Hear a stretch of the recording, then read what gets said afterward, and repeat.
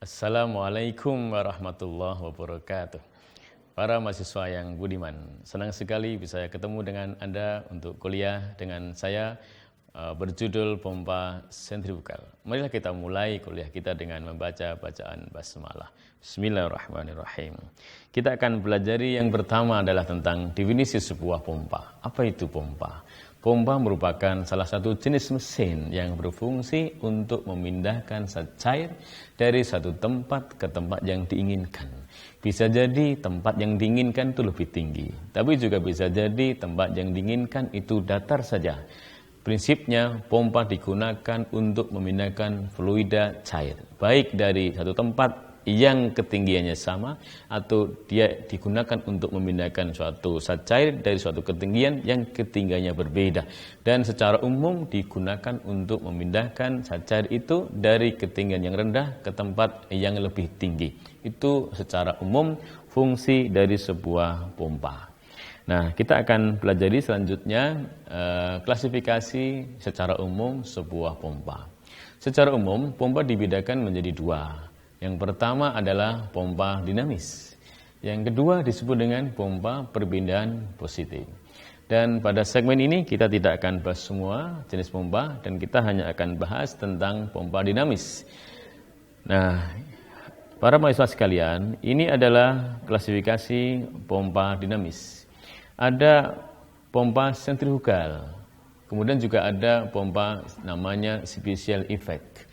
Di dalam pompa sentrifugal, berdasarkan arah alirannya, kita bisa bagi menjadi tiga jenis. Yang pertama adalah pompa aliran aksial, yang kedua adalah pompa aliran radial, dan yang ketiga adalah pompa aliran campur.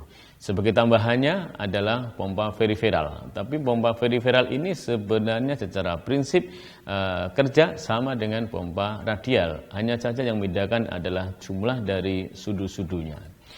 Nah, nanti kita akan bahas secara detail apa itu pompa aksial, apa itu pompa radial, apa itu pompa aliran campur, dan apa itu pompa periferal. Nah, pompa special effect itu ada beberapa jenis juga. Antara lain pompa Casliff, kemudian ada pompa jet pump, ada pompa elektromagnetik, ada pompa hydraulic ram, ada pompa screw centrifugal, ada pompa viscous drag, dan ada pompa rotating casing.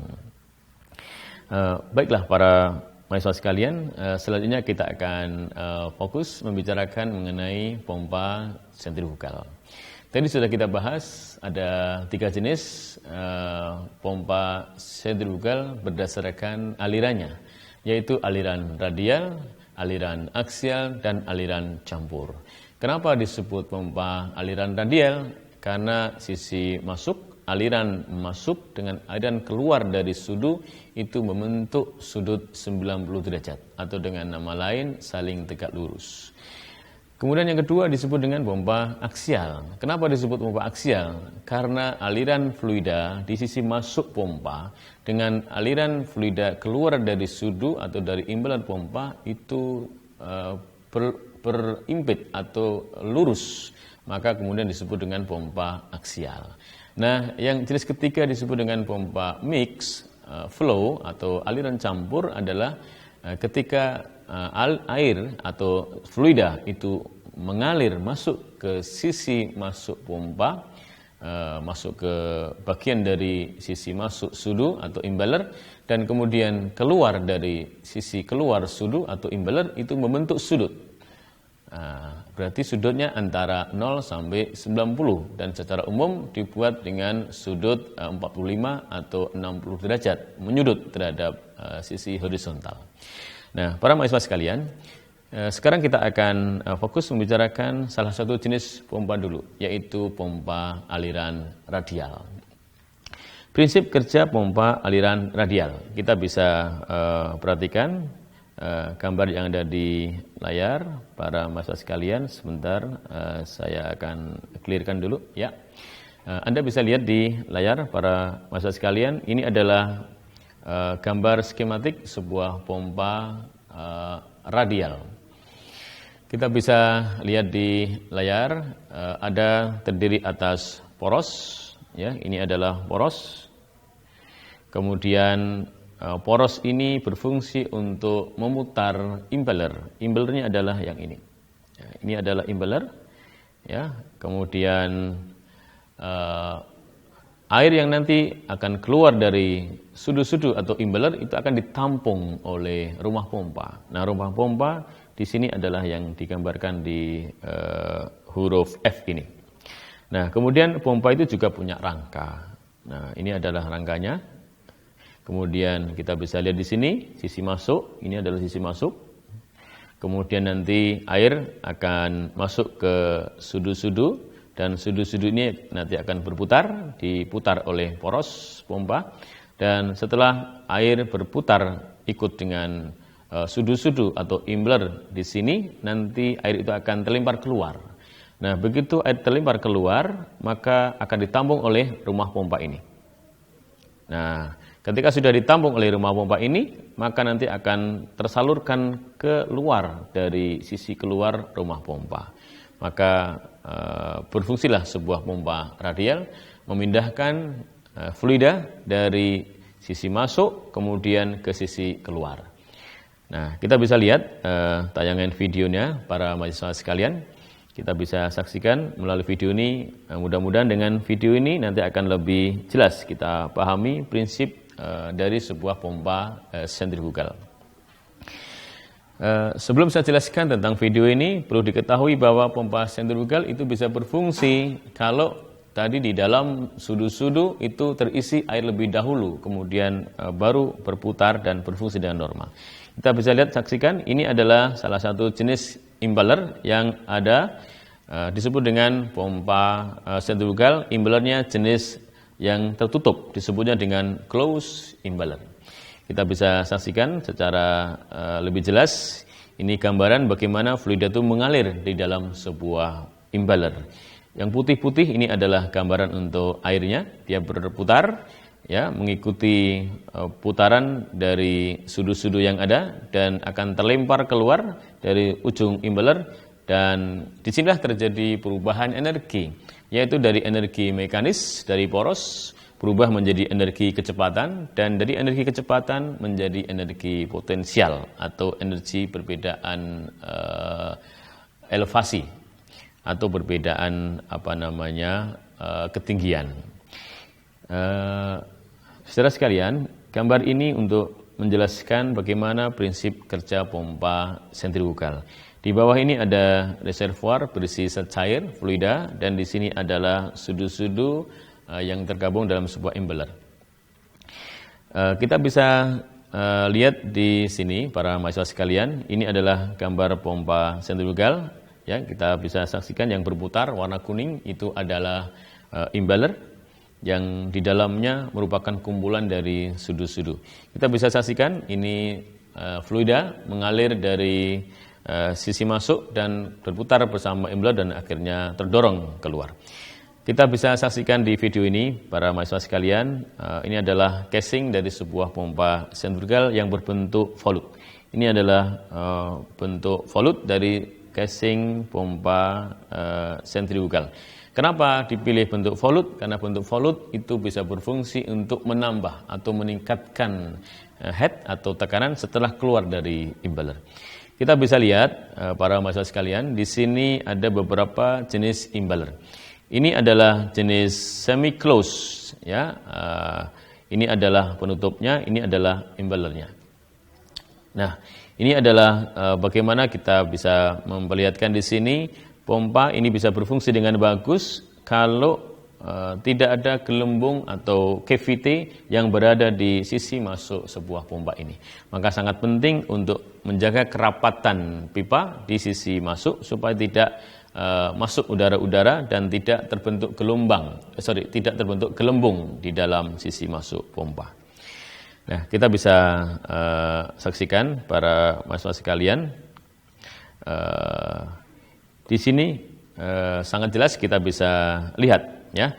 Kita kenal yang namanya NPSH, yaitu Net Positive Suction Head. Ada dua jenis NPSH. Yang disebut dengan NPSH yang available, yang tersedia. tergantung pada instalasi dari pemasangan pompa, dan kemudian ada yang disebut dengan NPSH requirement yang dibutuhkan oleh pompa. NPSH yang dibutuhkan oleh pompa ditentukan pada saat pompa itu didesain oleh pabriknya, dan NPSH yang available itu tergantung bagaimana kita memasang instalasi perpipaan atau instalasi pemompaan tersebut. Prinsip yang harus dipahami adalah bahwa NPSH yang tersedia atau yang available itu harus lebih tinggi dibanding dengan NPSH yang dibutuhkan oleh sebuah pompa. Supaya apa? Supaya tidak terjadi kavitasi. Nah, kavitasi itu baru bisa terjadi ketika NPSH yang tersedia itu lebih kecil dibanding dengan NPSH yang dibutuhkan oleh sebuah pompa. Nah, maka penting sekali kita memperhatikan yang disebut dengan head sisi isap. Nah, maka kita tidak boleh memasang pompa dengan jarak yang terlalu panjang atau terlalu dalam, sehingga nanti head di sisi isap itu akan melebihi dari batas kedalaman yang ditentukan oleh pabrik pompa itu sendiri, sehingga akan menyebabkan terjadinya kavitasi. Baiklah, kita bisa saksikan pada video selanjutnya para mahasiswa sekalian. Ini adalah jenis-jenis impeller. Yang paling kiri ini adalah jenis pompa close impeller, di mana impellernya tertutup. Yang ini adalah semi close, terbuka separuh, dan ini adalah yang disebut dengan open impeller. Masing-masing punya kelebihan dan kekurangan dan berfungsi masing-masing. Nah, kita bisa lihat di sini para mahasiswa sekalian, komponen utama selain impeller sebuah pompa adalah poros. Poros ini sangat memegang peranan yang penting di dalam operasional pompa sentrifugal. Nah, pompa digerakkan oleh putaran. Putaran dihasilkan dari poros, poros menghasilkan putaran dari motor listrik.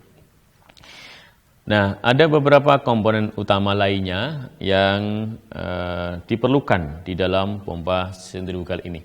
Ya, antara lain adalah adanya piring yang menopang poros supaya poros bisa berputar dalam keadaan lurus, tidak terdefleksi, tidak lengkung, dan akan memutar impeller dengan lebih baik lagi. Para mahasiswa sekalian, dengan tayangan video ini mudah-mudahan lebih jelas sekali ya, kita bisa saksikan, dan mudah-mudahan bisa menambah jelas lagi bagaimana prinsip dari sebuah pompa sentrifugal. Para mahasiswa sekalian, selanjutnya kita akan bicarakan mengenai aplikasi dari sebuah pompa sentrifugal. Aplikasi pompa ini sangat luas sekali, mulai dari kebutuhan sehari-hari sampai di kebutuhan industri. Kebutuhan sehari-hari kita sudah sangat terbiasa dan sering menggunakan pompa ini untuk memenuhi kebutuhan sehari-hari. Setiap rumah pasti membutuhkan air bersih, baik untuk mandi, untuk cuci, maupun untuk diminum. Maka ketika tidak ada suplai air dari yang lainnya, maka setiap rumah biasanya kemudian membuat sumur gali. Dan ketika ingin menaikkan air dari sumur gali itu, maka barulah dibutuhkan sebuah pompa. Secara umum, kebutuhan air bersih di kota Yogyakarta ini menggunakan sumur gali dengan sumur dangkal.